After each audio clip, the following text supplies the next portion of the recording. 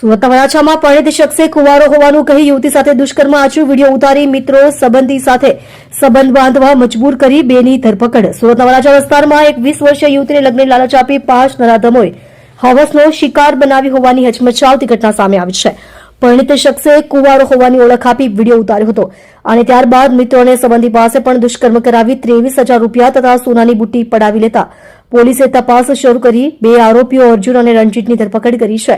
વરાછાની 130માં પીજીમાં રહેતા અશોક નામના શખ્સે પાડોશમાં 23 વર્ષીય યુવતી સાથે સંપર્ક કેળવ્યો હતો. અશોક પોતે પરિણીત અને 2 બાળકોનો પિતા હોવા છતાં તેણે આ હકીકત છુપાવી હતી. યુવતીને પ્રેમજાળમાં ફસાવી તેણે લગ્નના ખોટા વચનો આપીને વિશ્વાસ જીત્યો હતો અને સંબંધો આગળ વધારવા દબાણ કર્યું હતું. લગ્નના બહાને દુષ્કર્મ આચર્યું. નવેમ્બર 2024માં જ્યારે પીજીમાં કોઈ હાજર ન હતું ત્યારે અશોકે યુવતીને ત્યાં બોલાવી હતી. તેણે યુવતીને લગ્નની ખાતરી આપી તેની મરજી વિરુદ્ધ બળજબરીપૂર્વક શારીરિક સંબંધ બાંધ્યા હતા. ભોળી યુવતી અશોકની વાતમાં આવી ગઈ હતી, પરંતુ આ તેની જિંદગીની સૌથી મોટી ભૂલ સાબિત થઈ, કારણ કે આરોપીનો ઇરાદો માત્ર શોષણ નહોતો. અંગત પળોનો વિડીયો ઉતારી વાયરલ કરવાની ધમકી આપી દુષ્કર્મ આચરતી વખતે અશોકે યુવતીની જાણ બહાર મોબાઈલમાં વિડીયો શૂટ કરી દીધો હતો.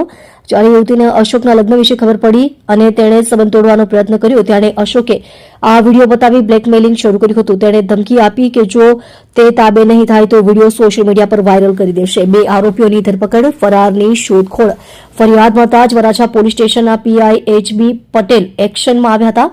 પોલીસે તમામ 5 આરોપીઓ વિરુદ્ધ ગુનો નોંધી તપાસ શરૂ કરી છે. વર્તમાન રિપોર્ટ મુજબ પોલીસે આ પૈકીના 2 આરોપીઓની ધરપકડ કરી લીધી છે. બાકીના ફરાર આરોપીઓને પકડવા માટે પોલીસની અલગ અલગ ટીમો હાલમાં દરોડા પાડી રહી છે. પીજી માલિકે પણ યુવતી સાથે બળજબરી કરી હતી.